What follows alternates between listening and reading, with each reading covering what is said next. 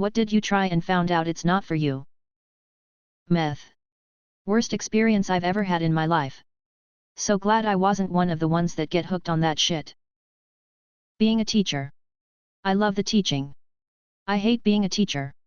Edit, the funny thing is that I'm still teaching. Will be changing after this school year is done. Do I know what to? Not really, but I shiver at the thought of another 30 years to go. Edit 2, I've seen tons of questions and I'll put it this way without going too deep, it's not you, it's me. I need to work on me right now. Being a crime scene investigator. I have a bachelor's degree in forensics. I got hired in my dream position at 23, just 2 years after I graduated. This was Plan A, the dream I had been working towards since I decided to go into forensics when I was 16. Then I quit after just 3.5 months. I wasn't prepared for how intense crime scenes are. One of my supervisors had once told me that we aren't called because someone is having a good day. And she was absolutely right. There are so many players and so many moving parts. I was overwhelmed with what I was expected to know and remember.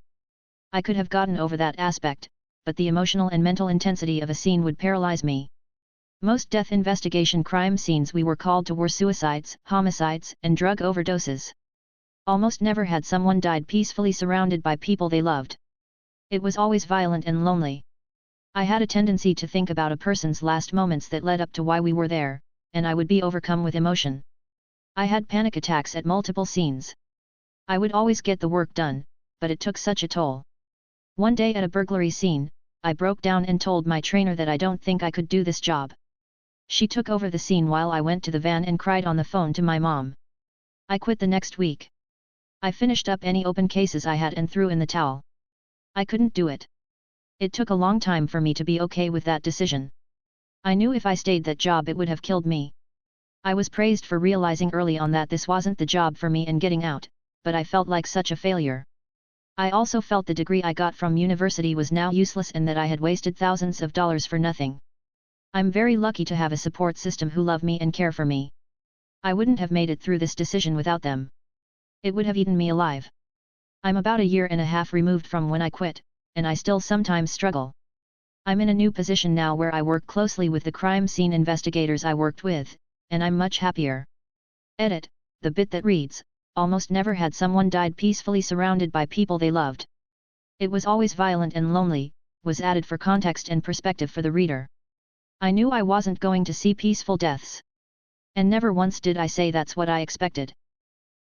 Being a cop. Not the right personality for it. Went back to being a medic. Working in a daycare. Made me realize I love my kids, not all kids. Cocaine and bungee jumping. I tried meth twice. And it was the same both times. I felt more alert kinda, I could concentrate on things better, but I didn't feel anything else really. I felt my personality was little more cold and I didn't care too much about anything. I didn't get the euphoria and anything that made me want to do it again. I just don't get it why people like it so much. I do benefit from ADHD medicine, so I'm thinking it's that. But yet. To and through, thank you. The hospitality sector. Browsing DeviantArt. Being a fucking people pleaser. I tried a sensory deprivation tank because I thought it would be therapeutic, etc., and it devolved into a panic attack. I really tried to write it out, but 15 minutes in I crawled out crying and shivering. Apparently some of us need to feel connected to our senses to feel real. Also the salt burned the shit out of my scalp. Wear a swimming cap if you're gonna try it.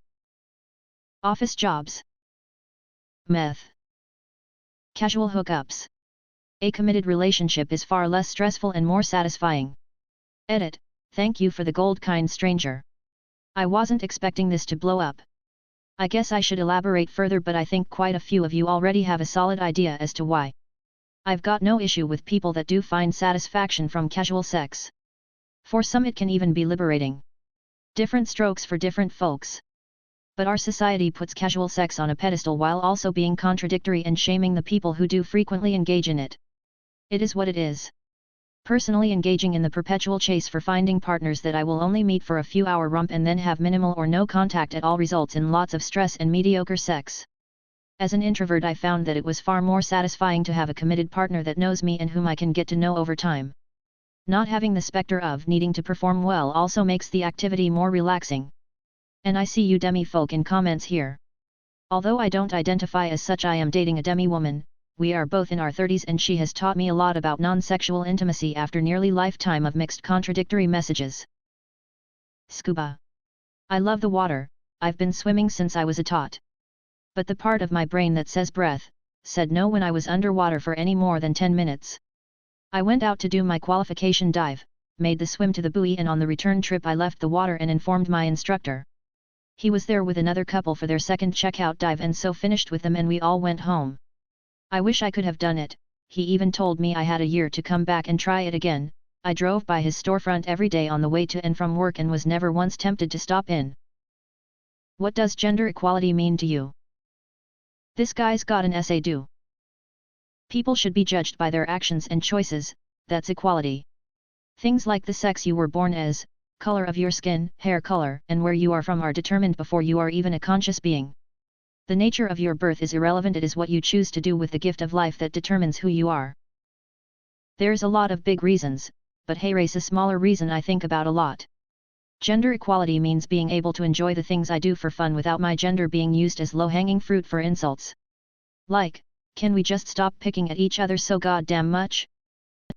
A while back, I overheard a conversation my upstairs neighbors were having. The neighbor's sister was dropping off her son to play with the neighbor's son.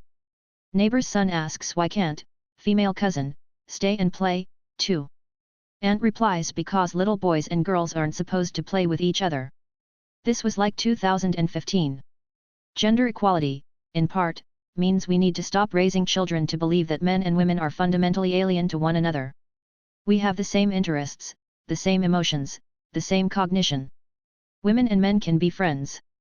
They can talk and understand each other. We're all just people. Equal opportunities with equal responsibilities. Equal opportunities regardless of gender. Pockets. No more fake pockets in jeans. Inside pockets in jackets and blazers for women. Pockets. I'm a dude. He's a dude. She's a dude. We're all dudes, hey. Don't be pieces of shit to each other. Fuck everybody, I'm gonna eat cheese. Not having my skills permanently questioned because I am a woman. People who have survived attempted murder, how did it happen? How did you survive? A friend of mine had a good story where he moved into a new flat in Birmingham. He went to bed on the first night and woke up to some guys trying to kick his door down. He scrambled to the hallway to hold the door up. They had bats and knives and were swinging at him through the gap in the door that was no longer on its hinges. He started shouting at them and they immediately stopped and replied, "Who's that?" He replied with his name. A moment of silence fell, followed by, "Sorry mate, wrong flat." Good thing he woke up. We assume the flat he moved into was previously let by a drug dealer. I assume they wanted to murder him in his sleep. Someone tried to rob my store during a psychotic episode. He trashed the place, tried to crack open my head with a 16 bong and stripped naked as I was ejecting him. Then he drove a jeep through the wall and tried to run me over. The counter I stood behind all day stopped the jeep. I left through the massive hole he left in the wall. I was attacked by my neighbor's teenage son during a drug-induced psychosis. He came to the door asking for help. I stepped outside as he was pointing back to his place saying someone was trying to get him. I quickly realized he wasn't making sense, and as I started moving back towards the door he started screaming about why no one was helping him. He got really angry and started screaming he was going to kill us all. I ran back in the door and felt him hit me twice. I locked the door and grabbed my phone to call police. He was still yelling and moving back and forth between my place and his. It wasn't until police arrived and detained him that I went back outside. That was when I realized I wasn't just sweating from fear, but my entire back was soaked in blood. What I'd thought were punches was actually him stabbing me twice. Very ugly scars, but fortunately no long-term damage. I ran over my would-be carjacker who had a shotgun in hand. I was shot at during an attempted carjacking. Car chase ensued. Police caught up to them. They skipped bail. FBI found them 4 states away 2 years later. 21-year sentence for both. To answer the bail question, I have no idea how they got bail. They were on a crime spree, robbed several people at gunpoint that same evening. When we showed up for the trial as witnesses for the prosecution, we were told they skipped bail. By the time they caught up to them, our testimony was no longer required. Edit to answer bail questions. Deleted. My crazy religious aunt tried to drown me in the bathtub when I was 11. She walked in on me bathing and just shoved my head down and kept it there. I would have died if my younger sister hadn't walked in on the whole thing and tackled my aunt. Mind you, my sister was 7 and was abnormally small for her age. She saw the entire thing and quickly realized what was happening. After stopping my aunt, she grabbed me and ran to my dad, who was asleep, to wake him up. At first he couldn't believe what was going on, and my aunt used the excuse of I was bathing him and he slipped, but there was no reason for her to bathe me, and my sister and I kept insisting on what happened until my aunt cracked and said that I had the devil in me and that I wasn't pure blood. Dad married someone from a different country, so I'm mixed, and she hated all of us. Dad called the police and my aunt confessed that she was going to start with me and then go after the rest of my 5 siblings in order to purify the family line.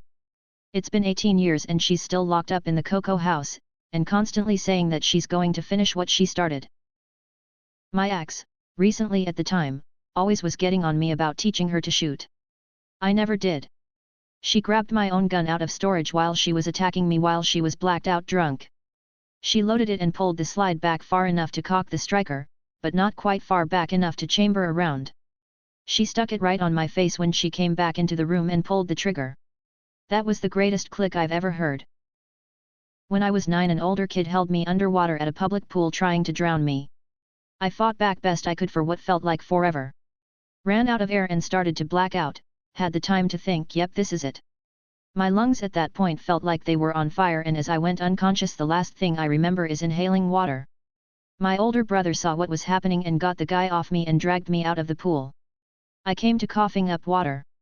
All the adults/lifeguards chalked it up to kids playing, but the kid had told me days prior, in an incredibly matter-of-fact, bone-chilling way, that someday he was going to kill me. He was trying to make good on that. Literally have this account to tell this story, because it's very specific. I was dating and living with an abusive asshole. One day, I had a tone with him and it got bad. He beat and strangled me, among other things. I ended up unconscious. He would have kept going until I was dead. My cat attacked him. My cat, who is a fraction of the size of him, and he was a big guy, went after him. I came to with blood everywhere, mine and his. The door closed and him cursing in the bathroom. And my little tortie purring, with her paws covered in his blood. We got out, and many years later she's as spoiled as can be and still very, very loved. Cat tax. My brother and I were sound asleep and unbeknown took us, my mother decided to leave my father. She woke my brother and I at 3 in the morning in a panic. My father was a heroin addict and not prone to the best decisions. Whilst my mother was loading us into the car, my father went for his rifle. As we were driving away into the darkness and we heard shots fired. My mother just kept driving as fast as she could. We didn't realize until the next morning that there was a bullet hole in rear bumper and in the driver's side rear side panel. Got mugged, saw him pull the trigger. Heard the click. I had his gun jammed or forgot to chamber it. Either way, I'm alive. Not me, but there were 2 boys who I guess didn't get along in my home EC class in 8th grade. One was kind of an average lanky kid, the other was a huge 6-foot-something guy who was always getting in trouble at school. I have no idea what prompted this, but one day when we were all working on a sewing project making pillows, the big dude suddenly came up behind the lanky kid with a pair of rusty kitchen shears and tried to slit his throat. Fortunately they weren't sharp at all, so although the kid bled a lot, he ended up being fine. The teacher had no idea what to do. She was middle-aged and shorter than most of us, so she just kept screaming at the guy until he tried to bolt from the school. Police caught him a bit down the street, and we didn't see him for a few years until one day he just showed up our junior year of high school in the middle of the year. The other kid's parents immediately pulled him from school, understandably, and it was only a couple months before the big dude eventually got expelled for having drugs at school. Worked in EMS, responded to a welfare check on a known-to-us patient with mental disorders. Walked inside the door with law enforcement and turned the corner to them leveling off a shotgun at my chest. Cop had his gun drawn and mag dumped them about 2 feet from my right ear. At some point the shotgun also went off but struck the wall. Have 80% permanent hearing loss and chronic tinnitus in my right ear, but I'm alive. Fair trade. I was leaving my ex. When I went to leave the room after packing up my stuff, he grabbed me and threw me against the wall.